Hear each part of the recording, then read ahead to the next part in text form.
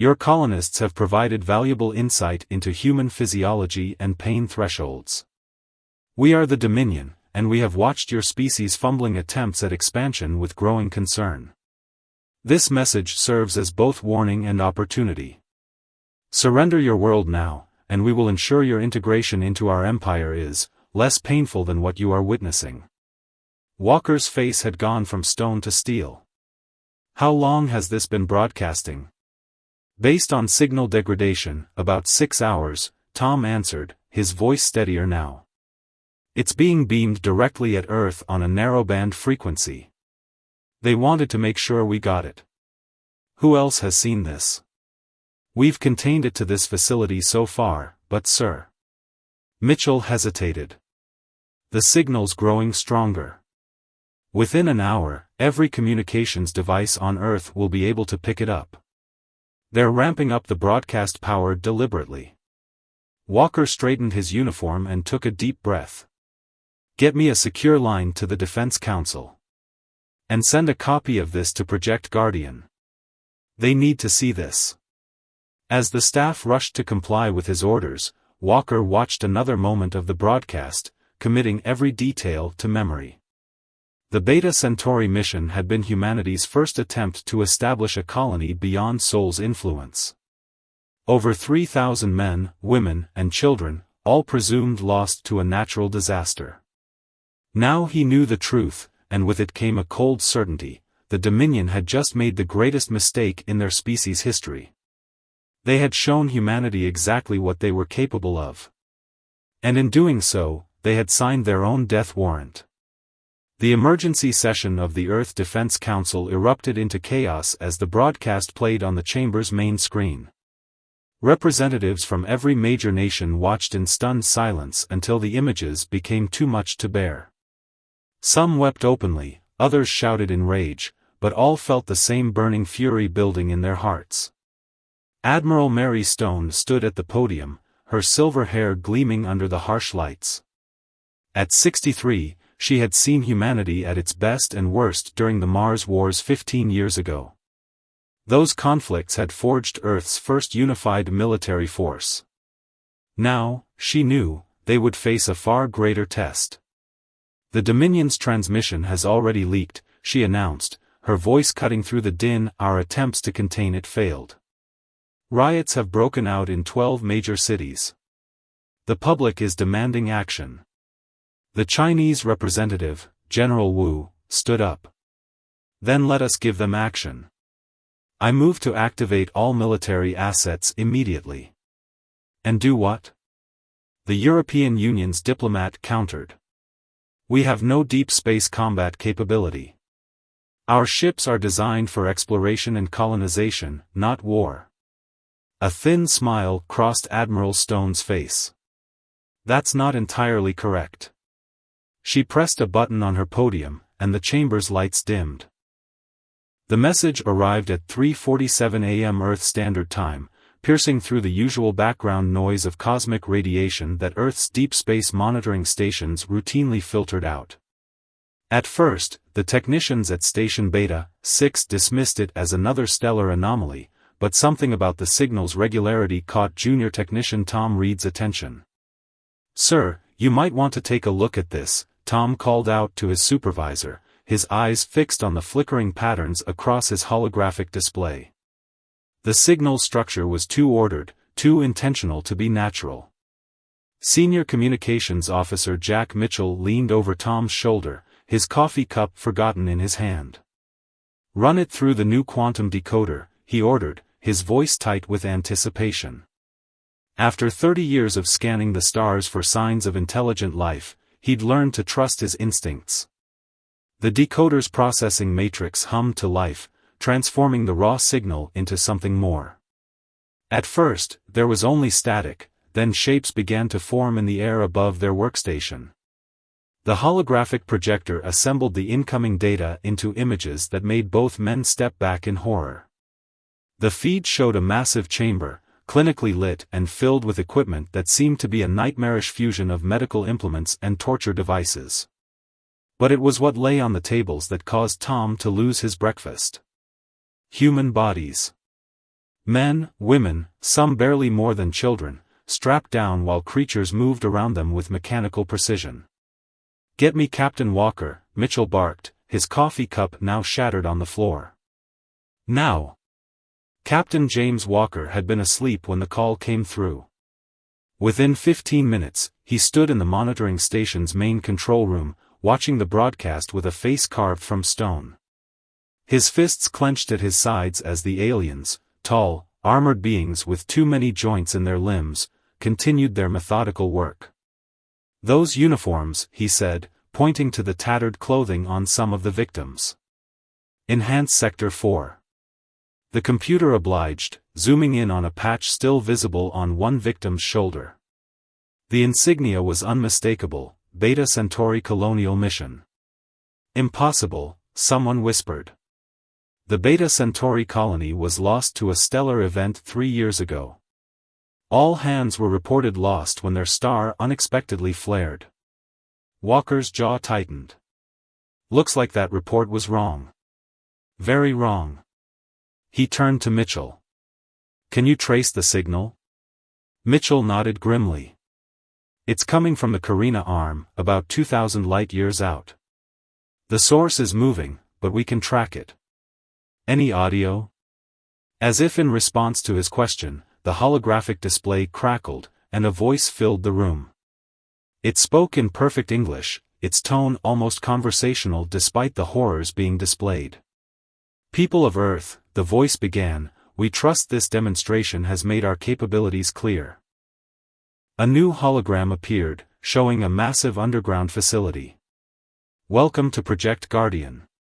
The room fell silent as images of warships filled the air. Not the sleek exploration vessels humanity officially produced, but brutal, efficient machines of war. Hundreds of them, hidden away beneath the lunar surface.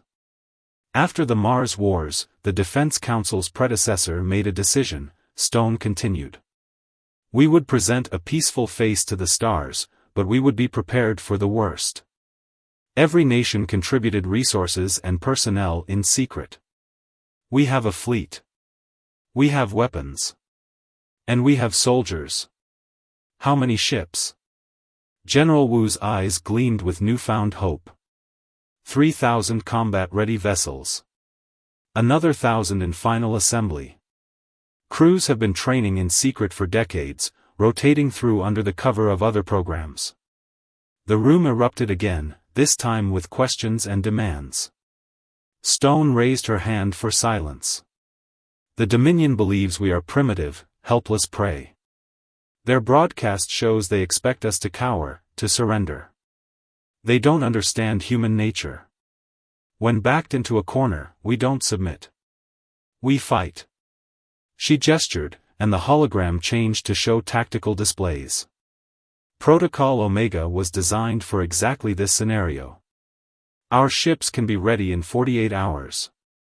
The Dominion's broadcast included enough data for us to begin mapping their territory. They're powerful, yes, but arrogant. Their borders are poorly defended. They never expected a primitive species to strike back. The council members began nodding, the initial shock and fear transforming into something else. Something darker. More purposeful. "I am activating Protocol Omega, effective immediately," Stone declared. "All member nations will initiate their emergency protocols. Military reserves are to be mobilized under the cover of civil defense exercises. We'll need every trained soldier and pilot." The Indian representative spoke up. "The public will demand immediate action. How do we respond to the broadcast?"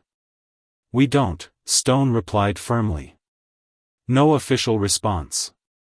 Let them think we're paralyzed with fear. Let them think their psychological warfare worked. In the meantime, we prepare." She brought up one final image, the Beta Centauri Colonial Mission patch. 3,000 of our people are being held and tortured. Countless others may have suffered the same fate. The Dominion wanted to show us their power. Instead, they showed us their cruelty. Their weakness. And they gave us something even more valuable, a reason. The room was silent now, filled with cold determination. Stone's final words echoed through the chamber. Humanity is going to war. And may whatever gods the Dominion believes in have mercy on their souls, because we certainly won't. The lunar facility known as the Nest hummed with activity.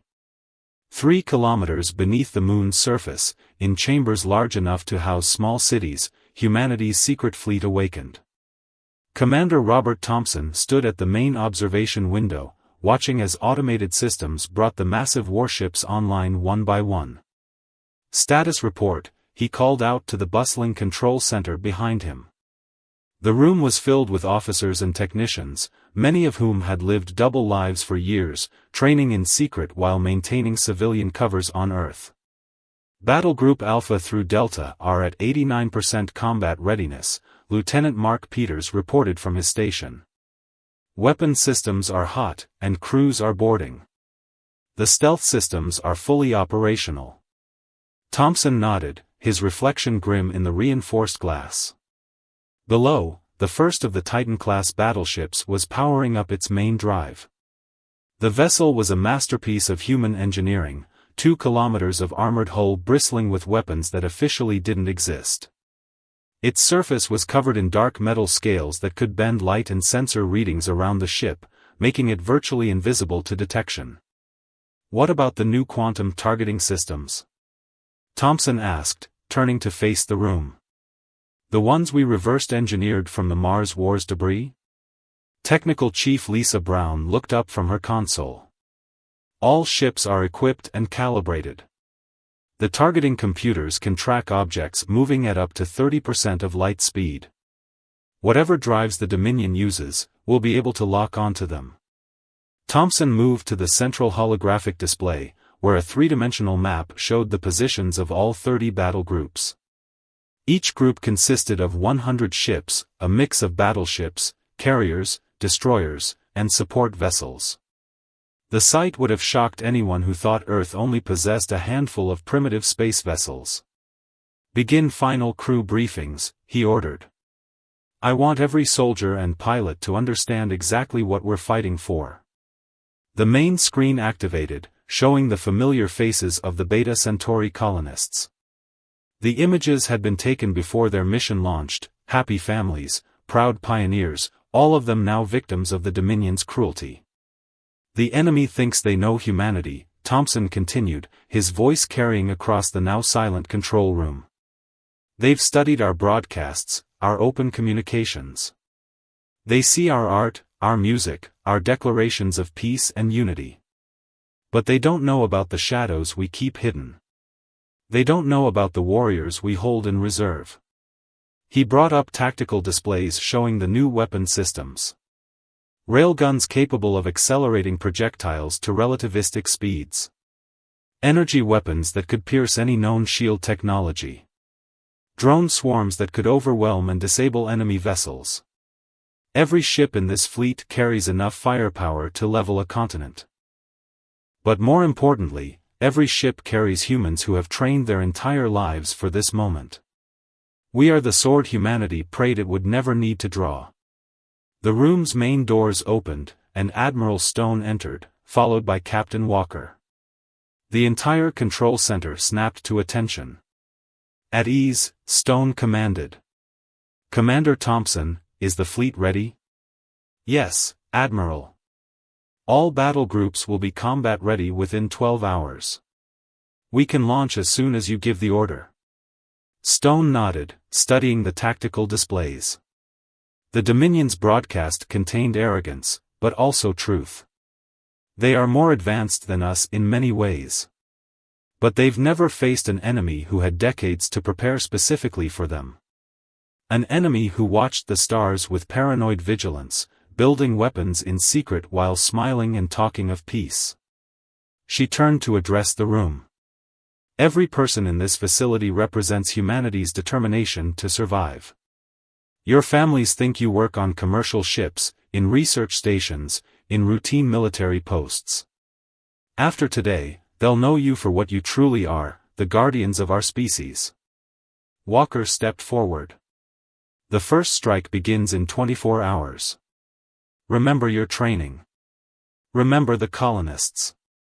And remember, we are no longer the prey. We are the hunters now. Throughout the lunar facility, 3,000 warships powered up their drives. Humanity was about to show the galaxy its darkest nature, and the Dominion would learn the terrible cost of their mistake. Lieutenant Anna Wilson's stealth suit melded perfectly with the shadows of the Dominion communication hub. The massive structure floated in high orbit around a gas giant, its crystalline spires pulsing with data streams from across the alien empire. Her team had been in position for 6 hours, waiting for the perfect moment to strike.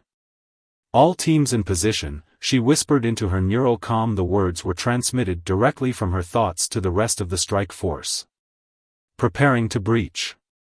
The human fleet had emerged from hyperspace at the edge of Dominion space exactly as planned. Their ships, running silent with stealth systems engaged, had slipped past the minimal border patrols. The Dominion's arrogance was about to cost them dearly. Wilson checked her tactical display. The quantum computer strapped to her back contained a virus developed by Earth's best cyber warfare experts. Years of studying intercepted Dominion communications had revealed weaknesses in their network security. They had never faced an enemy sophisticated enough to exploit them. Team 2, begin distraction, she ordered. On the other side of the facility, explosives detonated in precise sequence. The blasts were small, designed to draw security forces without causing critical damage. Within seconds, streams of Dominion guards rushed toward the disturbance, their elongated forms moving with inhuman grace. Breaching now. Wilson placed her hand against the facility's outer hull. Nanobots deployed from her suit, eating through the material in seconds. Her team slipped through the hole, which sealed behind them as the nanobots reversed their process. Inside, the facility was a maze of glowing conduits and floating data crystals. The team moved like ghosts, their suits' active camouflage making them nearly invisible. Years of training in zero-gravity combat made their movements fluid and precise. Contact, her second-in-command, John Reed, warned. 3 guards, approaching from Section 7. They pressed themselves against the walls as the Dominion guards passed. The aliens were tall, their armored bodies bristling with weapons. But they never looked up. Why would they? No species they'd encountered had ever dared to infiltrate their facilities. The central data core loomed before them, a massive crystalline structure that pulsed with energy. Wilson retrieved the quantum computer from her back and began the interface process. Warning, Reed whispered. Picking up increased security chatter. They're starting to suspect something's wrong. Let them suspect, Wilson replied, her fingers dancing across the holographic interface. Too late now. The virus began its work, spreading through the Dominion's networks at light speed. It was elegant in its simplicity, not destroying their systems, but taking control of them. Every communication hub across their empire would soon be under Earth's control. Alarms began to blare. They've detected the intrusion, Reed reported, raising his weapon. Security forces converging on our position. Done. Wilson announced. Virus is uploaded. Initiating Phase 2. Throughout the facility, every screen and holographic display changed simultaneously. The image of Earth's fleet appeared, not the peaceful exploration vessels the Dominion knew about, but the full might of humanity's hidden armada. Admiral Stone's voice echoed through every speaker. Attention Dominion forces. You believed us weak. You believed us primitive. You were wrong. The humans you tortured? They were our families. Our children. And now, you will learn why humanity buried its teeth and claws beneath a veneer of peace. Wilson's team was already moving, heading for their extraction point. Behind them, chaos erupted as the facility's systems turned against their masters. Doors sealed randomly, trapping guards. Life support systems recalibrated to human comfortable levels, leaving the Dominion forces gasping in the thin atmosphere. All teams, clear the facility, Wilson ordered. Fleet Command, you have control. As they reached their stealth ships, the first wave of Earth's fleet dropped their cloaking devices. The Dominion sensors, compromised by the virus, could only watch as humanity's warships emerged from seemingly empty space. The message Earth broadcast across the Dominion's entire network was simple: you should have left us alone. The real war was about to begin. Technical Officer David Miller stood at his station aboard the EFS Revenge, his hands moving across holographic displays as data streamed in from conquered Dominion communication hubs. What he found in their databases made his blood boil. The Beta Centauri colonists weren't the Dominion's only victims. Not by far. "Captain," he called out, "you need to see this." Captain Emily Ross moved to his station, her face illuminated by the scrolling data. "What am I looking at?" "Slave worlds. Dozens of them." Miller brought up a galactic map marked with red points of light. The Dominion hasn't just been conquering species, they've been systematically enslaving them. Some of these civilizations have been under their control for centuries. Ross studied the map, her expression hardening. "Can we communicate with them?" "Better than that."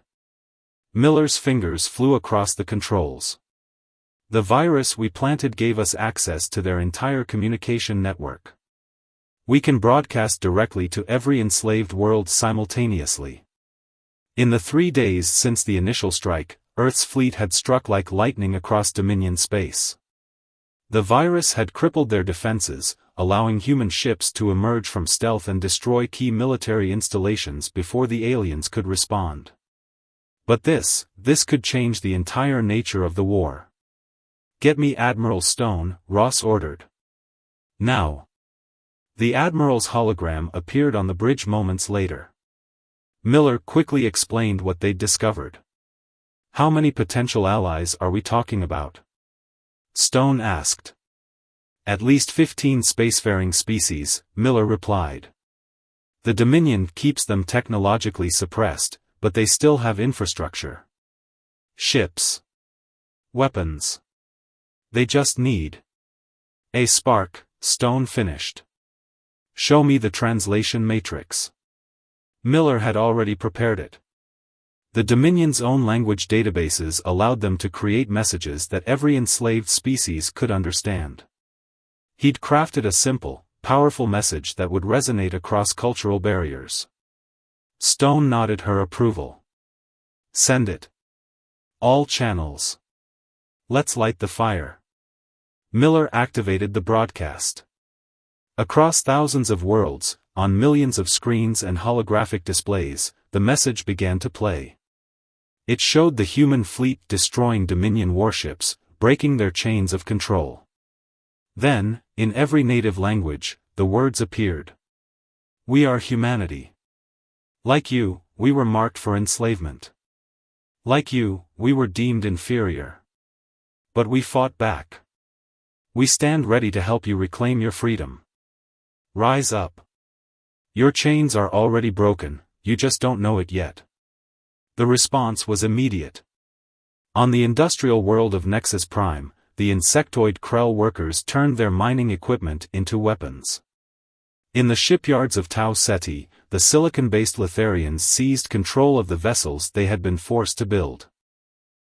Across the Empire, centuries of suppressed rage exploded into action.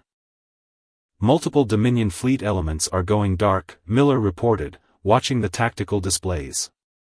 "The slave species, they're taking control of their ships from within.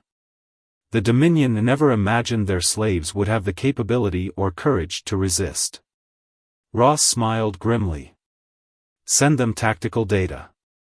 Ship weaknesses, defense codes, everything we've learned about fighting the Dominion." "Already done," Miller confirmed. "I'm also getting responses. The Krell have taken 3 star systems. The Letharians have seized control of the Dominion's largest shipyard. The aquatic Marians have disabled the orbital defenses around their homeworld. Stone's hologram nodded in satisfaction. The Dominion built their empire on the assumption that other species were inferior, fit only for servitude. They never considered that their slaves would be watching, learning, waiting for a chance to strike. "Sir," Miller interrupted, "incoming transmission. The Krell leadership wants to coordinate their attacks with our fleet movements. They're offering their full support, and they're not the only ones. All the liberated species are pledging to fight alongside us." "Accept their offers," Stone ordered. "Humanity didn't start this war to become another empire. We started it to end one. Send them our tactical frequencies and begin coordinating joint operations." As Miller worked, reports continued to flood in. The Dominion's empire was collapsing from within, their own arrogance having blinded them to the strength of those they'd oppressed. Humanity had done more than just resist, they had sparked a revolution that would reshape the galaxy. The message was spreading, freedom had arrived, carried on human wings of war. High Command Citadel, the heart of Dominion power, trembled as another explosion rocked its foundations.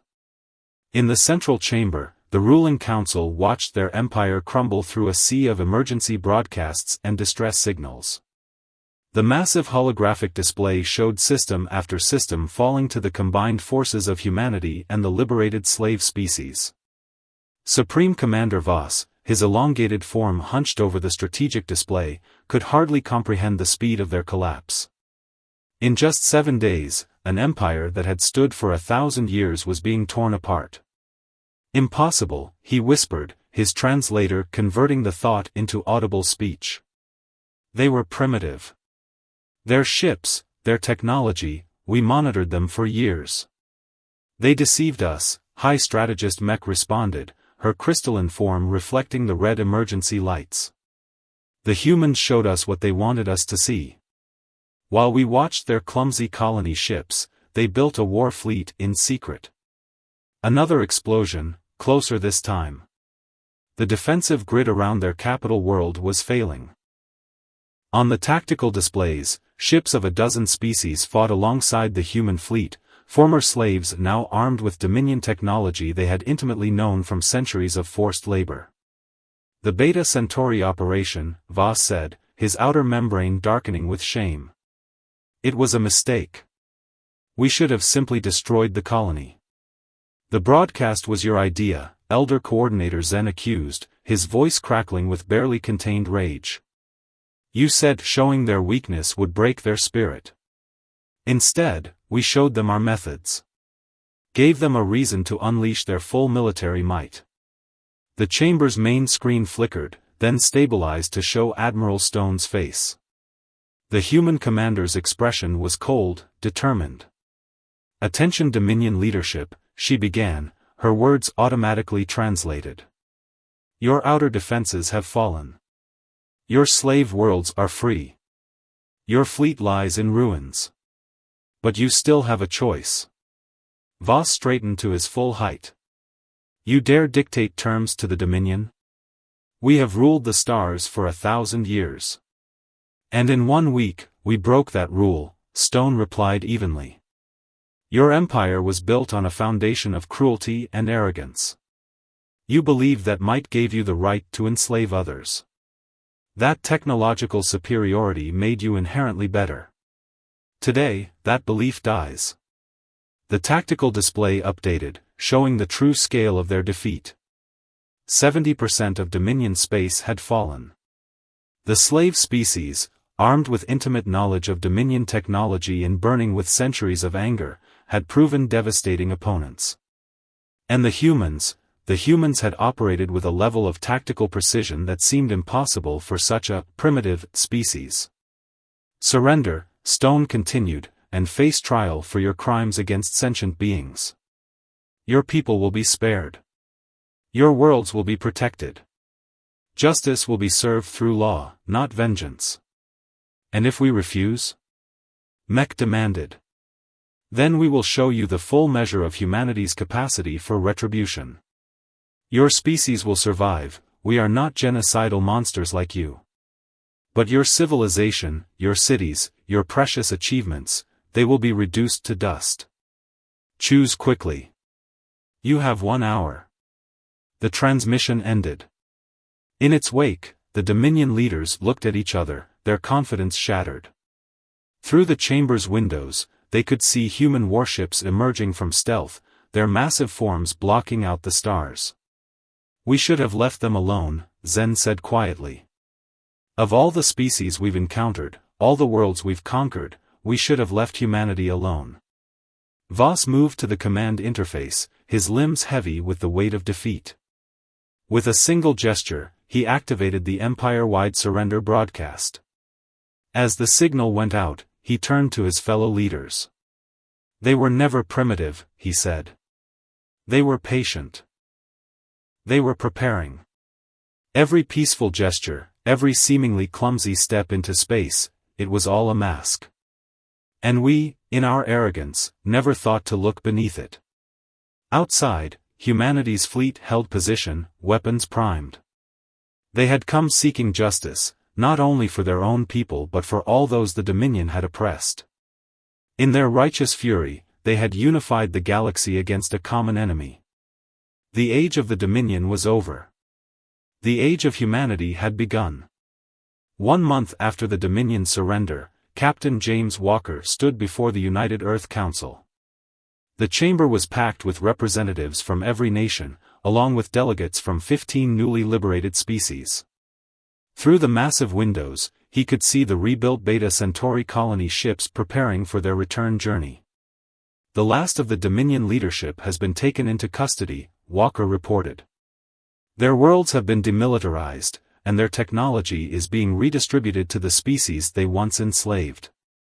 The galaxy is entering a new era.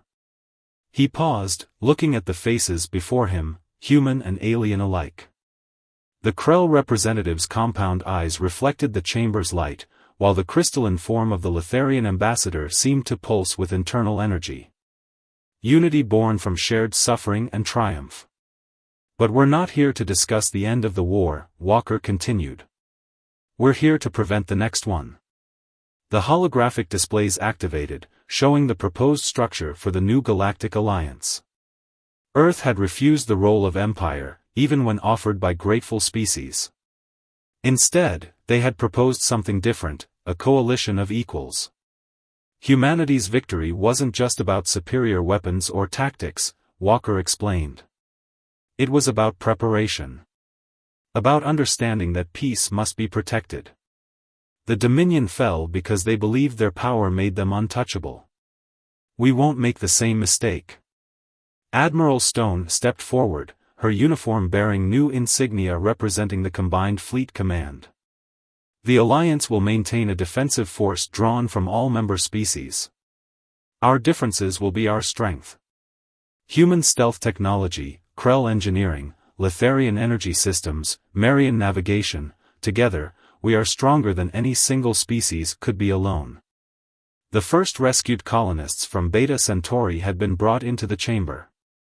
Among them was Dr. Thomas Reed, one of the original mission leaders. Despite his ordeal, he stood tall as he addressed the assembly. We went to the stars seeking knowledge, seeking connections with other life, Reed said, his voice strong. The Dominion tried to turn that hope into horror. But in doing so, they revealed something extraordinary about humanity, and about all sentient beings. When faced with cruelty, we don't just survive. We unite. We rise. We overcome.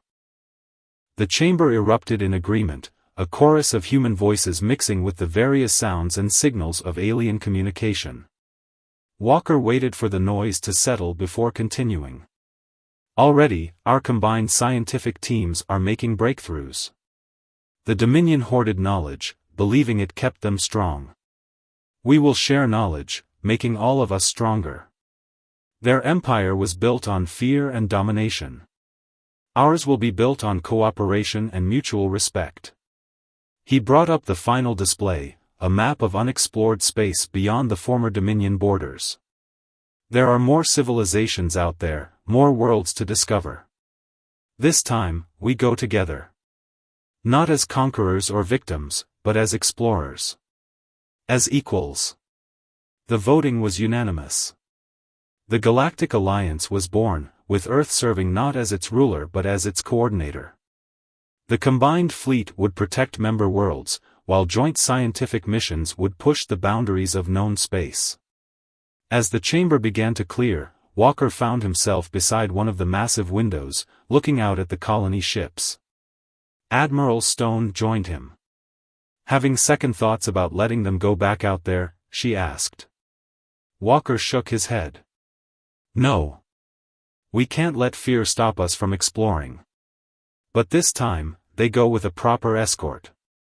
And this time, everyone out there knows one crucial fact. What's that? That humanity's peaceful nature isn't weakness, it's choice. And those who mistake our kindness for vulnerability will learn what the Dominion learned, that beneath our civilized exterior lies a strength born from millennia of survival. We prefer peace, but we will always be ready for war. The first colony ship lifted off, its hull gleaming in the sunlight. But now it carried more than just human pioneers. Representatives from every Alliance species were aboard, turning what had been a human colonization mission into a joint venture of discovery and cooperation. The message to the galaxy was clear: humanity had emerged from the crucible of war not as conquerors, but as guardians. They would protect peace through strength, unity through diversity, and progress through cooperation. The stars beckoned, and this time, humanity wasn't going alone.